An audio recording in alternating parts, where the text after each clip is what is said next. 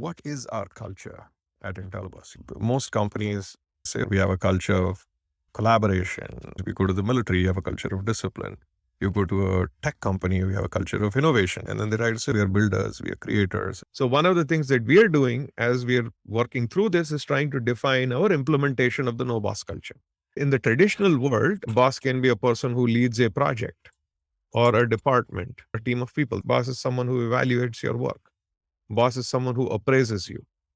Or boss is someone who gives you direction, tells you what to do. The word boss comes from a sense of authority, right? So they have that authoritarian mindset. Oh, I know better. I know what is best. This is how it should be done. Versus a rational mindset, which is looking at the actual problem. There is no boss in a sports team. A sports team has a coach, a manager, a captain, or a quarterback, and then they play. And the game is played by certain rules and by certain strategies.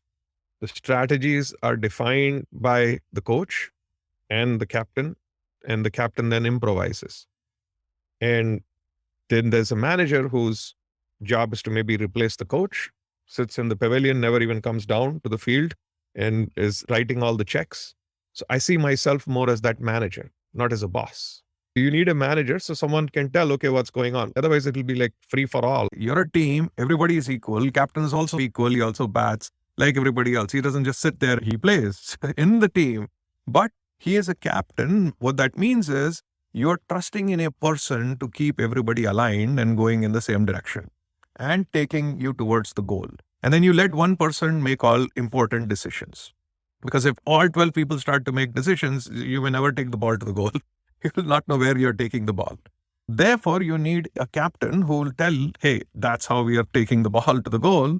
And then you need a coach, someone who can tell the captain from a distance, not inside the field, from looking from far away, hey, what are you guys doing? Look at those other guys, they're going in the other way. You need to go like this. Then the coach could also be doing wrong things, put the wrong people in the team and not have the right players and send the wrong player. So then you have a manager for the team. Right. So the manager says, hey, you know what, coach, you aren't doing a great job. I think we need a different coach. Or, hey, I think we should make that other guy the captain, not this guy. Now, doesn't mean that the guy who was the captain until yesterday is now fired or he is retired. He still plays. And that's how sports happen. And sports are fun. Everybody says, oh, I'm done with work now. I'm going to watch a game. Why? Because it's fun. So what if your whole workplace had that same fun kind of culture?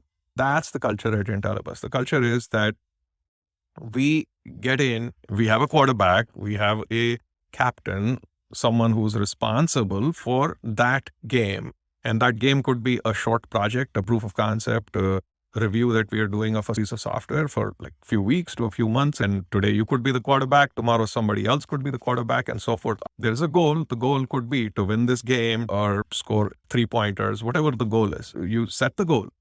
And you set a duration saying we're going to achieve it in 2 weeks or 2 months or 3 months. Typically not more than 3 months, because then everybody gets bored of playing the same game. 2 weeks is called a sprint. 6 weeks is called a steel thread, and 3 months could be called a proof of concept. So you do it in these durations.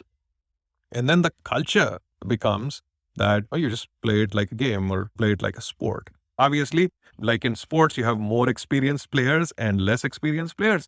You have more experienced engineers and less experienced engineers, right? The detriment of the concept of a boss culture is that people are always looking up to someone to make decisions. The boss culture becomes about accountability.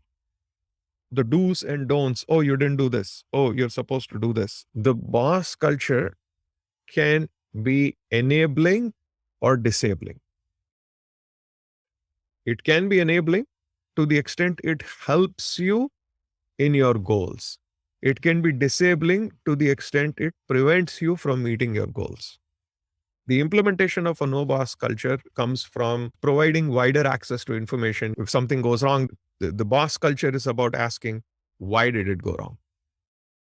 Then you're not bothered about fixing the problem. You're just sitting and analyzing why it's happening. Why did this happen and who did it? No boss culture is about how do we fix it.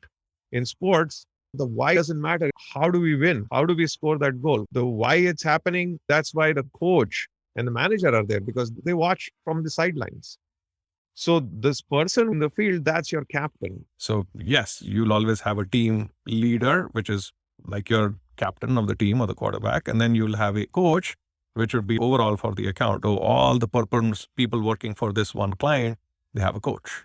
And then you have 50 people or 100 people working, right? So otherwise, you'll never win the game. You'll be going in different directions. At a client level, you want to have one coach, and then maybe you have different teams, different quarterbacks, different captains. And that's the model. There's no boss. So do you want to join a company where you don't have a boss? That's Intelivus. That's how it works.